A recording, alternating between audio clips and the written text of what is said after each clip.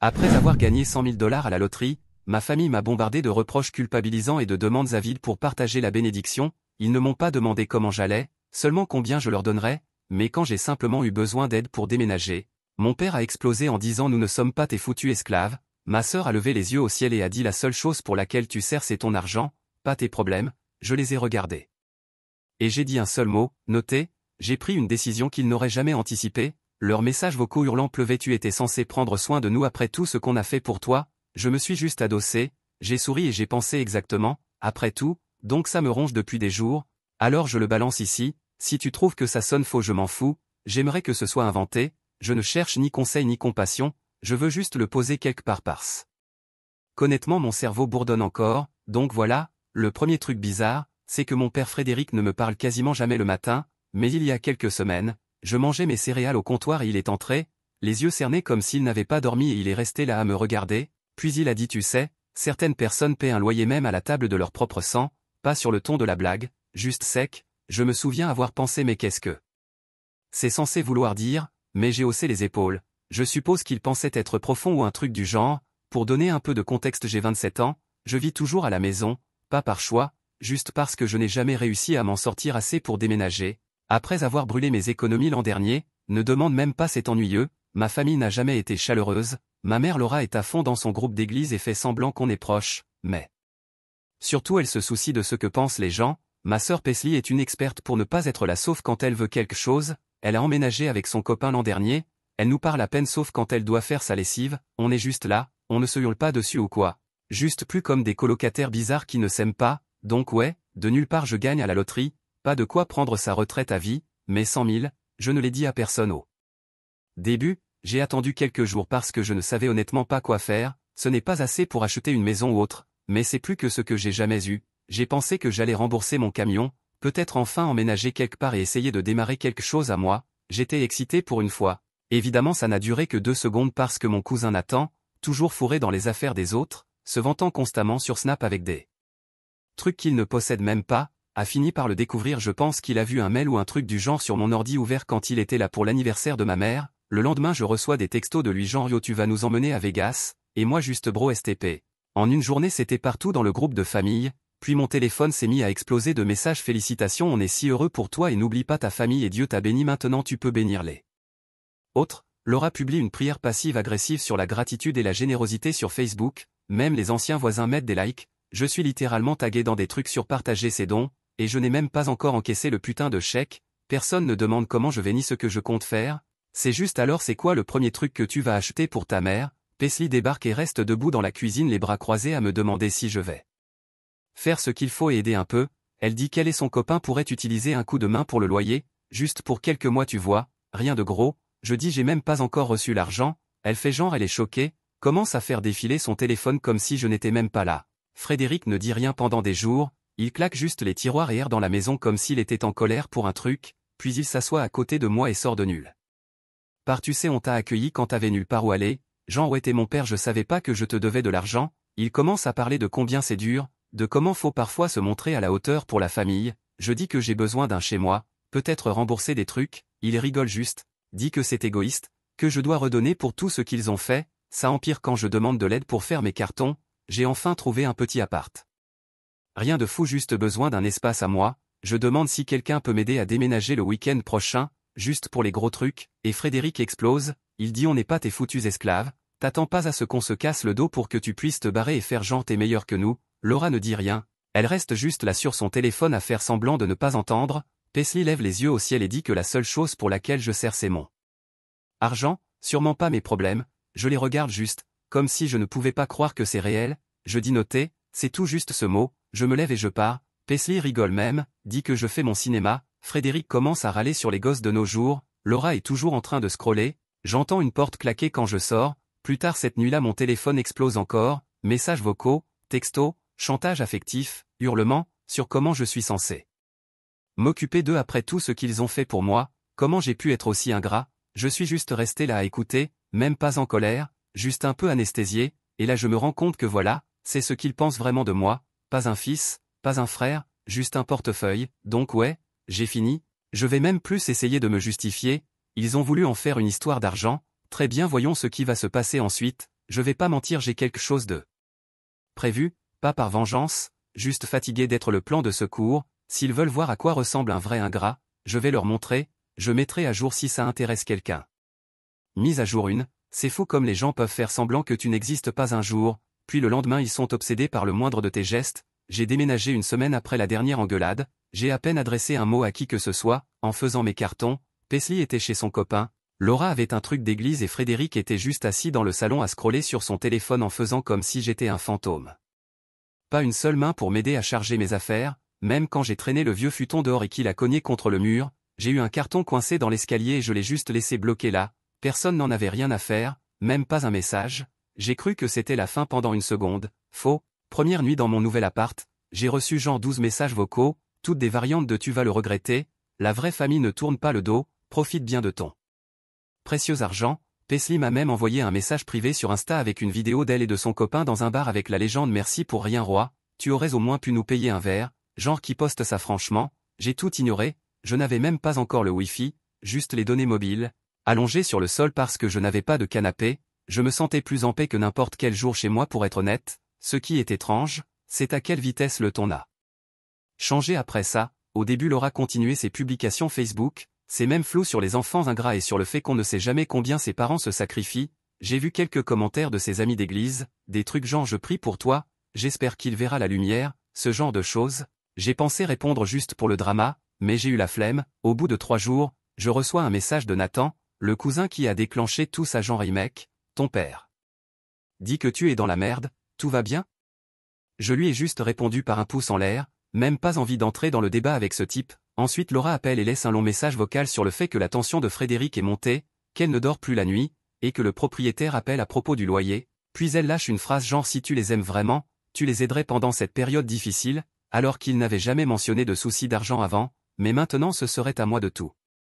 réparer, parce que j'ai eu de la chance une fois, j'ai commencé à assembler les morceaux. Paisley envoie un texto ensuite, se plaignant que la voiture de son copain est tombée en panne et qu'elle est coincée, elle m'envoie une demande Venmo de $300, sans même dire bonjour. 2 heures plus tard elle annule la demande et en envoie une autre de $500, elle dit que c'est juste au cas où, j'ignore les deux, elle écrit sympa, j'imagine que t'es trop occupé à compter ton fric, je ne réponds même pas, je m'attendais à des tentatives de culpabilisation, mais ce qui m'a choqué, c'est à quelle vitesse ils ont essayé de me rendre responsable de leur merde. Laura n'a jamais demandé comment s'est passé mon déménagement, ni si j'avais besoin de quoi que ce soit. Frédéric, rien à part le silence, puis soudain, il m'envoie des textos tard le soir avec des trucs comme tu devrais te souvenir de qui t'a élevé, n'oublie pas qui a toujours été là, c'est fou comme ils peuvent réécrire l'histoire et faire comme si j'avais été porté toute ma vie, alors qu'en réalité j'ai tout fait moi-même, de la recherche d'emploi à la réparation de ma propre voiture, pendant que Paisley avait toujours le droit à un passe-droit parce que c'était la fille et la chouchoute de Laura. Pour être honnête Frédéric ne m'a jamais vraiment aimé non plus, il m'a toujours vu comme un fardeau, je pense qu'il aimait avoir quelqu'un à dominer, je sais pas, et voilà le moment où j'ai arrêté de culpabiliser. J'ai reçu un appel du propriétaire, que je connais depuis le lycée, juste quelqu'un de la ville, et il me dit salut, je voulais juste vérifier si tout allait bien avec tes parents, ils n'ont pas payé le loyer depuis 2 mois, je réponds ah bon, c'est une nouvelle pour moi, je n'habite plus là, il dit ouais, j'ai entendu, ta mère a mentionné que t'avais gagné gros, alors je pensais qu'elle allait s'en sortir, je lui dis clairement que je ne vais pas les renflouer, c'est pas mon problème, il est cool avec ça, mais je sens qu'il est agacé. J'ai compris que Laura et Frédéric prévoyaient de me presser pour le loyer, en faisant semblant que c'était une urgence, alors qu'ils étaient déjà en retard avant même que je gagne quoi que ce soit, ils ne m'en avaient juste jamais parlé, je suppose qu'ils pensaient que j'allais céder comme d'habitude, eh ben non, alors j'ai commencé à penser que s'ils veulent jouer à des jeux, moi aussi je peux jouer. Le proprio me dit que le bail se termine dans un mois, je lui demande ce qui se passe s'ils ne peuvent pas payer, il dit eh bien, ils seront dehors à moins que quelqu'un d'autre ne reprenne le bail, je lui dis tiens-moi au courant si tu veux un nouveau locataire, ça pourrait m'intéresser, il rigole et dit on verra, je promets rien, mais j'ai des options. Les choses s'enveniment la semaine suivante, Paisley débarque à mon immeuble, ne me demande pas comment elle a eu l'adresse, probablement Nathan, elle tambourine à la porte. En hurlant que je dois sortir, j'ouvre un peu, elle essaie de forcer le passage en disant qu'elle a besoin d'un endroit où dormir, je bloque la porte et lui dis non, elle tente de me gifler, rate, puis jette son sac par terre, je lui dis de le prendre et de partir, elle reste là à crier que je suis égoïste, que je ne me soucie de personne sauf de moi, les voisins regardent, je reste juste là, les bras croisés à la laisser déverser sa rage, finalement elle reprend ses affaires et part en trombe. Claque la porte si fort que le cadre tremble, le lendemain Frédéric appelle, la voix tremblante, il dit qu'il va passer, je lui dis ne te donne pas cette peine, je suis occupé, il vient quand même, frappe comme un malade à la porte, je ne lui ouvre pas, il laisse un message venimeux disant qu'il a honte de m'appeler son fils, que j'ai détruit la famille, je supprime direct, quelques jours plus tard Laura envoie un texto disant qu'elle doit me parler, qu'elle est désolée s'ils ont été durs. Mais que la famille passe avant tout, je lui réponds que la famille c'est dans les deux sens, elle ignore ça et dit qu'elle prie pour moi, je la laisse en vue, ce qui me sidère, c'est que personne n'essaie même de demander ce que je fais ou si je vais bien, c'est uniquement ce que je peux faire pour eux. Ils agissent comme si j'étais une sorte d'ATM, je sais pourquoi cela dit, Frédéric a toujours été obsédé par le pouvoir, Laura se soucie uniquement de ce que ses amis pensent, et Paisley est pourri gâté depuis le premier jour, avant je culpabilisais pour tout ça, mais maintenant je me sens juste vidé, je continue à recevoir des appels de gens que je connais à peine, des vieux potes de Frédéric ou des dames de l'église de Laura, disant que je devrais aider, que c'est ce que ferait un bon fils, je ne prends même pas la peine d'expliquer. Les gens croient ce qu'ils veulent croire, Nathan m'envoie encore un message disant que les gens parlent, qu'il se demande pourquoi je n'aide pas, je lui dis de s'occuper de ses affaires, il m'envoie un pouce vers le bas, je le bloque, alors maintenant j'ai mon propre chez moi. Eux sont coincés à s'agiter dans tous les sens et pour la première fois j'ai l'impression d'avoir les cartes en main, je ne vais pas les sauver, je ne vais pas payer leur loyer, je ne vais pas les laisser entrer. S'ils veulent voir ce que ça fait d'être face à quelqu'un d'ingrat, ils peuvent me regarder m'épanouir sans eux, la suite arrive, je ne dirai pas encore ce que c'est, mais fais-moi confiance, ils ne le verront pas venir, je mettrai à jour quand ce sera fait. Mise à jour 2, alors je pensais qu'après tout ça, peut-être que ça se calmerait, genre je suis parti, ils sont énervés, peu importe, ils vont se lasser et passer à autre chose, mais honnêtement, c'est devenu 100 fois plus mesquin et bordélique, les gens deviennent fous quand tu leur dis non et que tu le penses vraiment, lol tu vois direct qui n'a jamais entendu un nom de sa vie, truc au hasard que j'ai remarqué, Paisley commence à publier des stories Insta genre certaines personnes vont t'utiliser puis te jeter, sans taguer personne mais bon, on sait tous que c'est pour moi, Frédéric agit comme s'il était le roi du silence, mais ensuite Laura relance l'ancien groupe familial avec ses longs pavés sur ce qu'on traverse en tant que famille, comme si je ne les lisais pas et que je les ignorais, Nathan essaie encore de me contacter, me demandant si je suis prêt à devenir un vrai homme et assumer mes responsabilités, je le laisse en vue, je ne suis pas là pour ces petits drames. Bref la pression devient bizarre, d'abord c'est des petites choses, Jean Laura m'écrit poliment en disant qu'elle prie pour moi, puis glisse que la facture d'électricité est un peu élevée ce mois-ci, pas sûr de comment ils vont s'en sortir, Paisley m'envoie un snap de son frigo en disant j'imagine que je vais manger des glaçons ce soir, je ne vis même plus là, mais ils agissent comme si c'était de ma faute, Frédéric toujours silencieux mais je sais qu'il est énervé, il demande des trucs à Laura en fond sonore assez fort pour que je l'entende en haut-parleur genre si seulement certaines personnes aidaient, genre soyez subtil au moins, je ne réponds à rien de tout ça, je continue juste ma vie, je paie mes factures, j'achète mes propres courses, je répare mes affaires, ce n'est pas glamour mais j'ai enfin la paix, sauf que je ne peux pas totalement me détendre parce que je sais qu'ils préparent un coup, c'est juste leur nature, Laura a toujours été obsédée par son image, Frédéric veut paraître comme le chef de famille, Paisley ne supporte pas de ne pas tout avoir, je savais qu'il ne me laisserait jamais partir tranquillement. Puis je reçois un message d'une fille dont je me souviens à peine du lycée, elle me dit « Hey, ta mère partage un GoFundMe pour des urgences familiales, je suis là genre quoi ?» Elle m'envoie le lien, c'est Laura qui écrit sur des difficultés imprévues, notre fils nous a laissés dans une mauvaise situation avec une photo triste de la maison et tout, des gens de l'église font des dons, laissent des commentaires genre je prie pour votre famille et les jeunes de nos jours, PFFF, je reste là à regarder. Ce truc genre c'est une blague, ils ne m'ont même pas demandé, même pas informé, je laisse un commentaire, je sais c'est mesquin mais je n'ai pas pu m'en empêcher, j'écris peut-être essayer de demander de l'aide au fils que vous avez foutu dehors avant de mendier à des inconnus, Laura le supprime en 5 minutes, ensuite je reçois un message tout en majuscule de sa part comment oses-tu m'humilier, tu ne sais rien du sacrifice, j'ignore, le lendemain Frédéric m'appelle, même pas bonjour, il commence à hurler, dit que je ruine la famille, que je suis égoïste, que je les fais passer pour des gens horribles, je raccroche, Paisley essaie de m'appeler en visio, je décroche, elle se met à pleurer, du faux total, dit qu'elle a peur de se retrouver à la rue, que c'est entièrement ma faute, je lui dis tu n'es pas mon problème, elle crie, puis jette son téléphone contre le mur, je l'entends heurter quelque chose, puis elle raccroche. Ensuite j'ai un appel du propriétaire, il me dit que mes parents ont 3 mois de retard, qu'il n'arrête pas de dire que je vais aider, je lui dis direct que je ne paierai pas, je lui demande s'il prévoit de les expulser, il dit que le bail est presque fini, s'il ne paie pas, c'est fini, puis il me demande si je veux le logement, je dis peut-être, fais-moi signe, et là je décide que je ne vais pas juste les ignorer, je vais clarifier les choses, alors j'écris au propriétaire, je dis que je paierai un dépôt mais seulement s'ils sont partis à temps, pas de période de grâce, il rigole, dit marché conclu, je sais que ça paraît froid mais franchement, ils ont fait leur lit, Je ne suis pas leur banque, s'ils veulent pleurer auprès du quartier, très bien, mais je ne céderai pas. Après ça, les tentatives de culpabilisation deviennent nucléaires, Laura commence à appeler ses amis d'église en disant que j'abandonne la famille, je reçois un appel d'une de ses copines genre je ne peux pas croire que tu fais ça à tes parents, je lui dis vous ne connaissez pas toute l'histoire, elle dit eh bien tu devrais être reconnaissant, je réponds bien sûr, bonne journée, Paisley débarque encore chez moi, essaie de forcer le passage, dit qu'elle doit se doucher, qu'elle a besoin de manger, je lui dis de partir ou j'appelle le gardien, elle me gifle fort, puis reste là à attendre que je réagisse, je ne dis rien, elle finit par partir en trombe, claque la porte.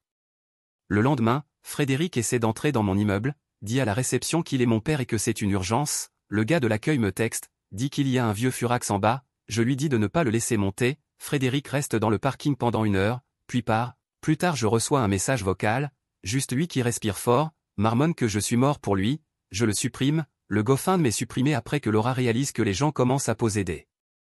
questions genre où est votre fils dans tout ça, elle m'envoie un paragraphe disant que j'ai tout gâché, qu'elle ne me pardonnera jamais, Paisley poste une story où elle pleure, me tag, dit certaines personnes ne se soucient que de l'argent, je rigole et je la bloque.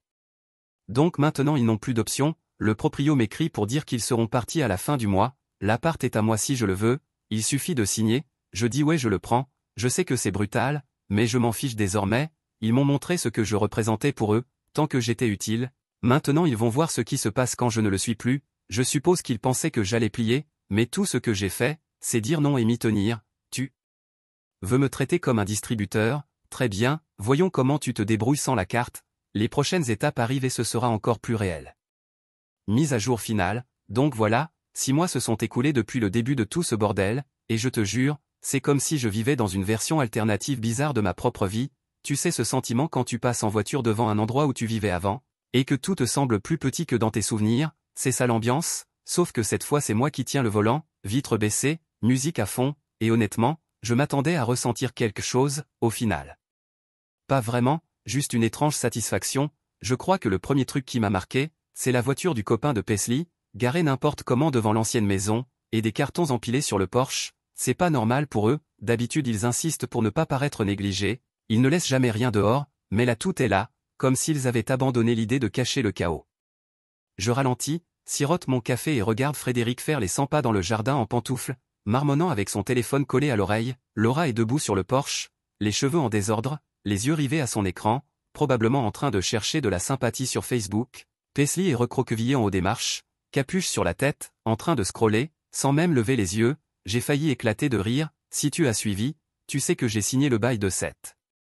endroits il y a un moment, le propriétaire m'avait appelé, il a dit si tu le veux, il est à toi, attends juste la fin du mois, j'ai dit ok, peu importe, préviens-moi juste quand, j'ai rien dit à personne, j'ai juste payé le dépôt, réglé les papiers, j'ai conduit devant de temps en temps pour jeter un œil, mais surtout je gardais mes distances. Alors 1 semaine avant la remise des clés, je reçois un message de Laura, tout d'un coup tout mielleux, j'espère que tu vas bien, la maison traverse des changements, peut-être que tu voudrais passer, renouer, voir la famille tu sais, c'est un piège non, ils veulent quelque chose, je ne réponds pas, Paisley tente sa chance 2 jours plus tard, elle dit qu'elle a besoin de parler, qu'elle est désolée pour comment ça s'est passé, puis elle m'envoie une demande Venmo de 100 $, je la refuse. Elle l'annule, puis m'écrit devine tu t'en fiches vraiment, je dis rien, Frédéric appelle le lendemain, tombe sur ma messagerie, laisse un message disant que les vrais hommes ne laissent pas leur famille souffrir, qu'après tout ce qu'ils ont fait je leur dois bien ça, je le supprime sans hésiter.